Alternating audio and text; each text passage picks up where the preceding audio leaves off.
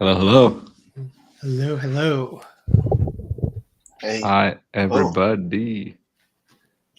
Yeah. Oh, did the view? Oh, there's the view count. Got worried. View count was gone for a second. I forgot this. Hey, like jelly time or like I don't know. The jelly Yes. cam. What Hey, up? what's up, Jelly Gang?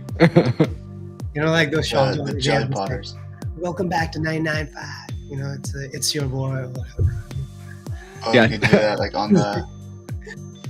This whole episode is just going to be us pretending to be 90s radio hosts. Yeah. Hi, everybody. I mean, what is a podcast? I mean, it's an evolution of the shock jock, right? The Harvard. Good morning, James. Morning, Thanks for being morning. here. We could do like this. Watch this. Oh, Sticker on the bottom. It's like a Oh, nice. oh jelly pod on X. That's pretty cool.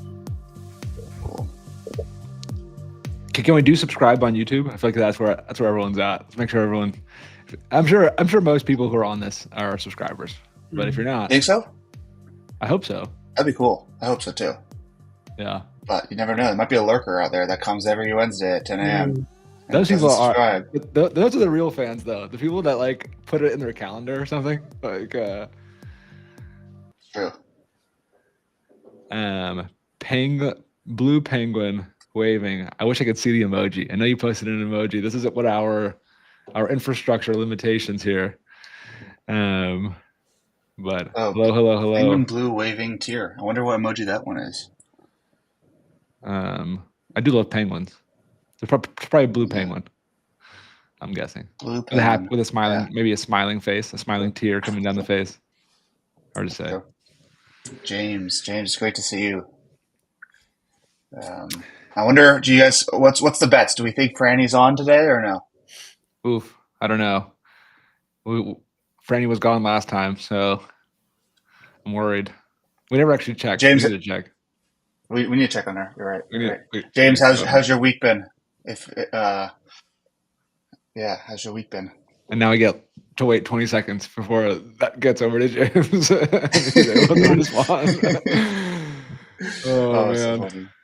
Well, so how are you guys doing? It's good. Wednesday. Midweek. Wednesday? It's going along. Things are moving. Yeah. How's the weather in Seattle? Oh, very crappy. Really? I mean, it's been gray. Like it was really nice, and then it got really gray the last couple of weeks. So, I guess May gray is a thing. I feel like everywhere. I don't know. How's the weather in LA? I guess the same every time, or does it fluctuate? It's pretty solid right now. I mean, it was actually this weekend, a little bit overcast, windy. I walked. I got burrito with my old roommate from Seattle, right before I left. So I'm right now in Orange County with my parents. Tomorrow morning, driving up to San Francisco, 5 a.m. So trying to get through LA before the traffic, but hopefully be up there by like 2 p.m. tomorrow. Nice, exciting times. Yeah. It's a big life change. Yeah, for those people who don't know what we're talking about, Pearson is moving to San Francisco tomorrow. Yeah, it's crazy. It's huge. So if you're in San Francisco or if you're in Seattle, hit us up. We'd love to chat, grab some coffee. Oh yeah, 100%. Yeah, there's the three most important decisions you make in your life, which basically decide your life, is where you live, who you marry, and what you work on. And basically, those three basically dictate your life. And so it's crazy when you think about it. Because most people, including we don't really think a lot about where we move. I mean, we'll do like a week's research or something, but it's like one of the three most important decisions here. So. Totally. Right. And Warren Buffett says the number one most important decision is the who you marry part, or who you choose to be with. Yeah. Sure. Which I mean, just going through this whole startup thing, and my wife McKenna, the amount of like support she has to do in this world, you really that advice becomes very real. Totally. Just because you don't really realize it. it's tough. I mean, like, yeah, absolutely. I think we're all in like, different stages too, and just like you have a young child, and that adds additional complexity as well. And yeah, I mean, it's really important the people that you're with, spend your time with, wife, um, kids, like friends. That's why I'm just super excited. Just like I don't know how you guys felt about your undergrad experience, but it's I enjoyed college and like work as well. Just when you're around so many like cool, smart people in a highly concentrated area. And I think personally, my personal greatest joy in life is like to be around other people that are intellectually stimulating, you can learn from, that you like every conversation you have with the people that you're around just is a good conversation. It's not like, um, random news, and it's like really intellectually curious, and uh, that's what makes me the happiest, like having like nice conversations with people and learning from others and diving into like the weird niche areas of their interests and Yeah. learning from people. It's cool. Yeah. I mean, I know I'm full of like cliched quotes today, but the other one is like, you are the average of the five people you hang out with the most. And I've Right. learned that to be so true because you just take on the behaviors of people you surround yourself with. So that dictates Right. what you do. So that's a great hack if you Totally. want something. Just find five people who are already doing it. You just automatically get there. Totally. Totally. Yeah. Totally. Well, like, I mean, like bringing this full circle, what if your five people are AIs? What do you do then? Yeah, Do you become an AI? I don't know. that's true. Yeah, that's true. I mean, yeah. Yeah. Yeah. Yeah, exactly. The one, these like, the mythical one person unicorn, right? With like a team of 100 agents doing everything. That Mhm. person just becomes AI. Yeah. I That's haven't it's a thought of really that. interesting. Yeah, we're sorry. I Go ahead, personally Paul. feel like we'll go there. We'll basically, and it depends on you. Most people, I think, would look at it as a dystopian thing. I don't, but I do think we'll become more like islands where we all of us have an AI kind of close circle, and that's just giving us the companionship and stuff we need that we don't have.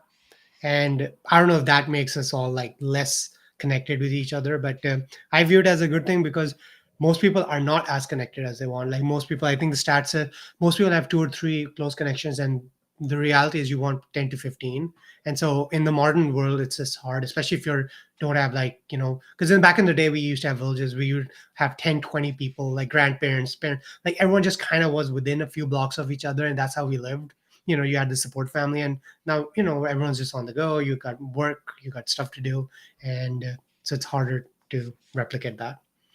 Yeah, Right. totally. Right. I hope maybe I'm naive, but I hope that AI unlocks the ability to make to get like in real life connections. And to bring that back. No, there's been like this there's been like a study that's been following the amount of close friends and medium friends and acquaintances that Americans have on average over the last, 40, 50 years. Mhm. And you've seen a decline. Right. And there are things that like, I don't know about you guys, but my closest friends are from these like big moments of like change, right? High school, college, Mhm. first job, right? Like these big moments that happen in your life. And I feel like in the past, maybe there were, like I feel like maybe like there was military membership, there was a church join, there were these other big things that brought people together.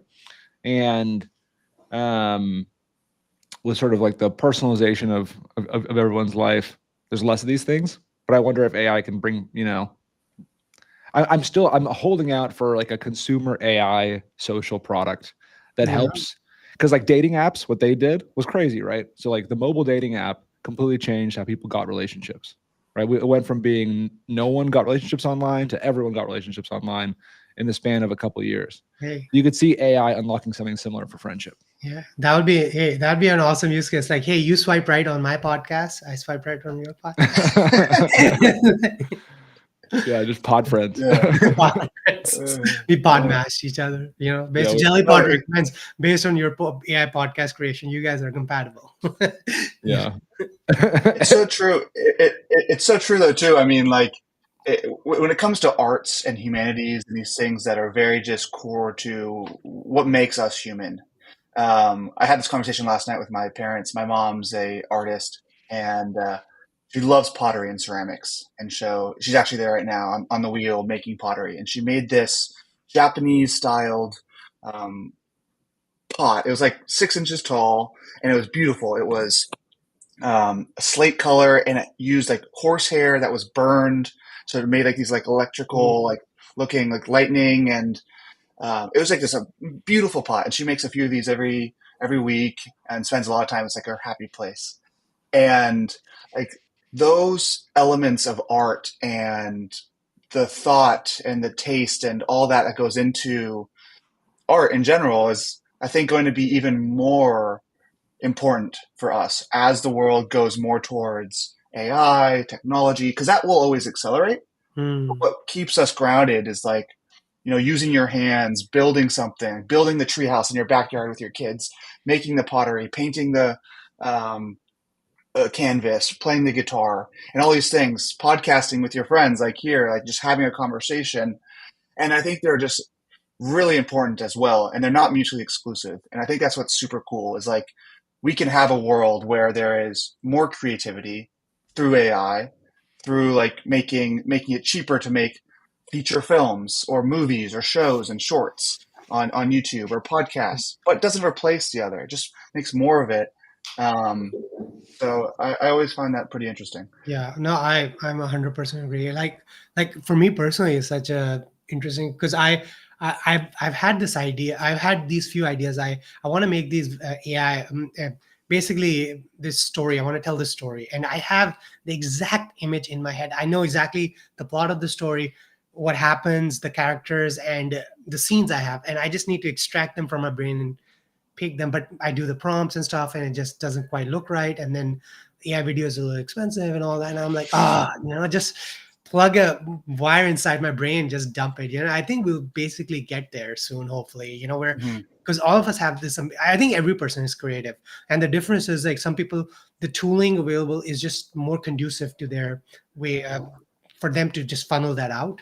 You know, Right. whether that if you're an artist and you're dexterous with your hands, so you can be a good painter, but until Photoshop came along. If you could have been a good artist, but you couldn't do anything with it, and then Photoshop suddenly made all these other creatives. Well, like they could click the button, but they could still take their talents of color and design and now showcase that. Same with podcasts. Maybe you don't have the time, or you feel like you can't edit the perfect podcast. Now we can enable what's in your head to do it. And so I think this is what an AI enables, like you're saying. Just let that creativity inside you come bubble forth.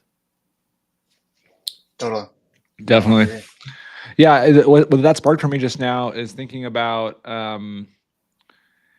like sometimes the thing that people are really good at, like architecting or envisioning or producing, isn't the thing that they're really good at in carrying out, right? So like sometimes like a good coach isn't a good basketball player, right? Hmm. Or a good screenplay writer isn't a good conversationalist, Hmm. right? It's like sometimes you get this thing where you can see it and you can define it way better than you can actually execute on it. So thinking about AI podcasting, right? We're taking this conversational format that's seen an explosion, right? Where people are really good at this like banter, but maybe um, there is a whole group of people who can't have that banter, but they have a vision and an idea of what an amazing discussion could be on something. And Hmm. now AI enables them to put that out into the real world. Hmm. Same way a screenplay writer gets to to make that scene a reality. Right. Absolutely. Yeah. Right. No, that's super interesting. But I mean, should we jump into like some of the stuff that I guess came out this week and what we're working on? Anything that we wanted to share with the audience here? Um, Any? Totally. yeah. Let's do it. Yeah. I think we'll put What Well, do you want to do? stuff under the. Sorry. Go ahead. I was going to ask, did you guys want to start with the product stuff? Yeah. let's do it. Hmm. Yeah. You want to kick us off, Jason? From a product stuff? Well, I don't want to take Bilal's credit for like.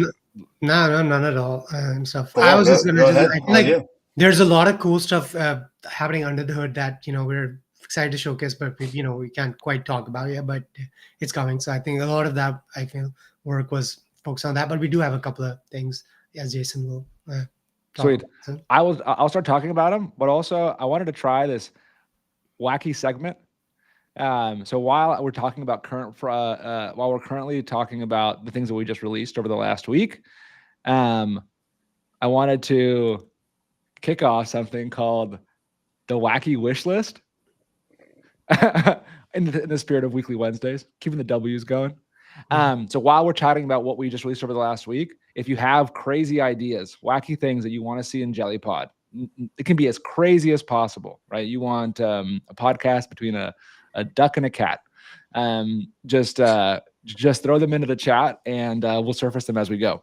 But so one cool thing that I think a surprising amount of people use is we added back downloading video and audio when episodes aren't published.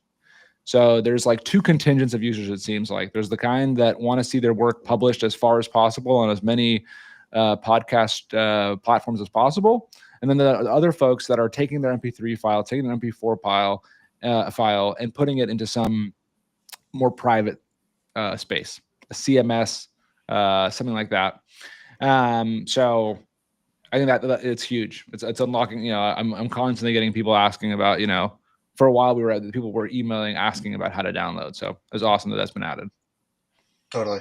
And if you're in the audience right now, I'd be really curious to hear if you publish your episode or if you download your episode. So like, depending on when you create your episode, if you publish it, type publish in the chat. And if you download it, write download. We'll do a little survey right now just to get a touch on what everybody that's watching the Weekly Wednesday, how are you guys using it? Because personally, I publish my episodes, but a lot of people just like to download them and put them on their own platforms internally at their companies or whatever. So just throw it in the chat, publish or download. That'd be really cool and helpful for us. Yeah, and just so people know, like when you publish an episode, it's essentially what it's doing is it's adding it to your RSS feed. So if you've integrated with Apple, Spotify, YouTube, etc., it'll get pushed out to those platforms. And you can unpublish those too if you want. So it's not like a final thing, which I know sometimes can scare people. So if you need, if you like missed an edit or something, you can totally do that. Right. It's always an interesting thing that like it's in the back of my head, but is publish the right word? I kind of think so, but because of what it does. But is there a better way to build that flow so it doesn't feel as scary? Because if I wasn't the one building it, I'd probably be a little scared too. Like click publish, I go, especially if it's your first time ever using JellyPod. You see in the top right hand corner a big orange hovering, flickering publish button, and you're like, wait, publish. Like, where does it even go? Like we don't even, because now if you go into JellyPod, you create your episode, you think about it, like we don't even talk about Spotify or YouTube or anything, and you see a publish button, like, wait, what does that mean? Oh, yeah. Ooh. So right now we seem to have, the jury is split. We've got one vote for publish, and we've got one vote for download. Download to work in DAW, so improve sound quality. I think Bilal has. Are you? What? Sorry, I was going to ask the Sound AI ideas. Are you a Logic fan, Ableton guy or girl, or what do you? I'm just curious what DAW you're using. That'd be interesting. The jury split. We need a tiebreaker. Ooh. So far, the lead. Oh, this is also a 50-50 shot. No, nice. Yeah. Yeah, I mean, if you publish, there's a checkbox you can check that automatically downloads. So you can schedule one 30 days out and then automatically download it there. So let you do that. Yeah, Dave, I'm curious. Like, are you scheduling it, or is this like you're just going to come back and publish in 30 days? Yeah, I have noticed. I was going through a few videos of some of our customers who were using JellyPod, and some of them do take JellyPod's episode, download them, and then do some post processing, like Sound AI ideas is, I guess, adding some sounds and music. And I saw this other person, they were using uploading the podcast to a talking avatar SaaS, and then making the avatars like talk, syncing it to the sound. And I think our goal is basically you should never need to do that. we should just be the end-to-end platform. So it gives us great ideas. So if you guys are doing any stuff, are you taking Jellypod's podcast and then doing other stuff, let us know, because our goal is to make this seamless, as seamless as possible for you. Right. That makes sense. Yeah, totally. Yeah, decent amount of downloads. That's interesting, download. I think download's winning. I can't count them off the top of my head right now. Download But, is winning. Download has taken the lead. It's close though. Wow, it is close. One thing, a quick shout for Sound AI Ideas. We do support intro, outro, and you can drag and drop music breaks into the script. Yeah, So I think we need to make that more possible. obvious. I think the in between it, especially. Totally. But Mm-hmm. nice. Yeah, I wonder how you would make it a little bit more obvious there, because how would you what's your thoughts? First thing that comes to your head, like how would you do it? Yeah, I think we've talked about it. We should just not even have intro outro. We should just have a block or in between whatever word, and you just add that, and it just goes wherever. And because it's not three things, it's one thing, and I think that's easier to wrangle. That's what Right. I was thinking. The intro outro, I almost think should not live on the episode level, because when there's three. Sorry. So intro outro, when we think about intro outro, which are standard, that's like we talked about having them almost on the podcast level, where you always cut the same stuff whenever it's like a wrapper. The React in me is like it's a layout component. It just like wraps around, right? It's the children that are put in, whereas the transition block or whatever, that's something you click on, and wherever you are, it adds it there, and you can move it up and down, etc. So that's what I think probably makes sense, because the in between, probably there's more flexibility and it can change. But intro outro for a lot of people, it's probably the same block, so they don't want to add it over and over again, probably, unless you want to change it with in terms of it's calling out a date or something, and that way you make it dynamic. Right. I see. It seems like so currently it is possible to drag and drop any sound or audio, but we need to make it more obvious, clearly, into the flow of the script. But it seems like there's also a lot of people who are just requesting the ability for us to supply the intro, outro music, and the sound. So like Craig is requesting it. Well, maybe just Craig, but Craig, this is absolutely something we've discussed and want to do. It's just a matter of when we do the thing. This is like cool stuff. This is like gold stuff. But I actually remember, because Pearson, I know we used the editor we use. It's very Notion like. Do we have the slash type function? Can we do the slash? When in Notion you have slash, and then you can add image and stuff. So maybe that's a good way. You can drag. I think the problem. I like the drag and drop, but you kind of have to do it to know it's there. Totally. Versus with slash, I feel like that's a natural thing a lot of people are used to. Maybe that we make it a special escape thing, and it's like you can add a music here, a block here, or something like that. I don't know. Totally. Or a video here. Whoa. Ooh. Into the preview. Ooh, or a media file. Yeah, any media file. But that is intro outro, I guess. I see what you're saying though. You're saying it could be an audio sample, but it could also be a video. The trick with video would be the dimensions and stuff, because we would have to somehow make it best fit or whatever. Feel it. Yeah. Right. Yeah. That'd be super interesting. And potentially maybe you could do a AI expand on your frames. You drag in a vertical video, expand it horizontally. Who knows? One day. Don't get your hopes up here, folks. We all there must be some sort of a eventually every like editing software becomes like CapCut or whatever. Oh yeah, right. Yeah. We're currently caught between becoming a dating app and becoming CapCut. So we're at a crossroads, people. Vote if you want dating app or CapCut. Yeah. That's funny. I do like that. These are all really cool. Yeah, this is like pretty cool though. It's the cool thing about what I've always said is like there's two angles. There's the production side, and there's the consumption side. We're obviously focusing on the production side because we want you guys to create cool stuff out there and give you all the tools for that. But there's this consumption side where when you create something, it says something about you, and so can we recommend other if you're making a NASA podcast, maybe some other guy in Australia made one, and maybe you should get at least recommended that, You should get a coffee. You should Yeah. fly across the world and become Yeah. friends with this guy. Yeah, exactly. So it's just interesting how it's a yin and yang relationship. Totally, Just a quick shout out, James. We see the traditional podcast, the scheduling comment and the upload video comment. The hard part is the traditional stuff takes us away from the the core Jelly Pod episodes. So it's something that we do eventually want to get to, but it's just hard to prioritize when we're trying to push ahead the AI generated ones.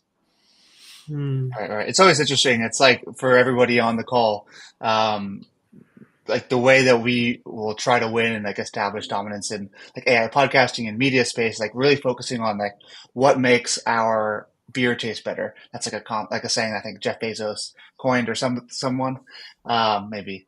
But it's just like, okay, what do we focus on that allows you all to really get the most of like our platform that other people aren't doing that you can't get anywhere else. So that's kind of like where our head's at and how we prioritize what we do. And I also wanted to call out Chris. He just spelt enthusiasm in the best way I've ever seen ever. This was great. I'm going to put him back up here because it's hilarious. I love it. I love your enthusiasm too, Chris. All caps. Love it on a Wednesday. Yeah, Chris actually posted about us on LinkedIn. He shared his episode on LinkedIn, and it's gotten, I think, 50 plus views. Chris is a professor. I've chatted with him. Haven't hopped on a video call yet. Or no, we have actually. He was part of the beta, right? I think Chris and potentially his wife was also looking into AI podcasting. If I remember correctly, this was like November of last year, maybe December. Right. But yeah. Right. Yeah. It's super cool. And I also wanted just to share, like, I mean, there's a few other things that came out this week too. The other one being host speed adjustments. So if you're in the transcript editor, a lot of people have asked for the ability to, adjust the speed of their host, make it speak a little faster or slower. So right now at the episode level, when you click on your host, you're able to change the speed of that speech block right there.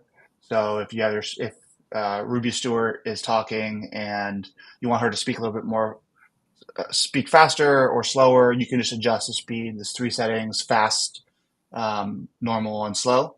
And that just will change that one block. So you kind of have a little bit more control. If there's, for some reason, you want your host to speak faster, you can do it there. So this was one concept that I was thinking about last night. I was watching that video of the Instagram co-founder. And by the way, Instagram co-founder, if you're on this call, hello, shout out to you.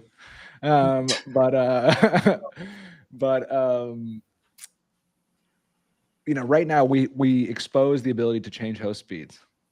But at one point, I wonder like how it would be to allow the script generator to set the host speeds, so that they're completely bespoke. I don't know if that would just become wacky very quickly and just go like pure hallucination town, or if it would make for a very like varied and interesting script. It'd be really interesting. Like where my head lies on this too. It's like there's 2 ways to do this. It's like when we're having a conversation right now, we don't think about like when we're about to say something, we don't think in our head, oh, I should just be speaking faster when I'm saying this thing. But it just happens naturally based on excitement and based on what we're saying.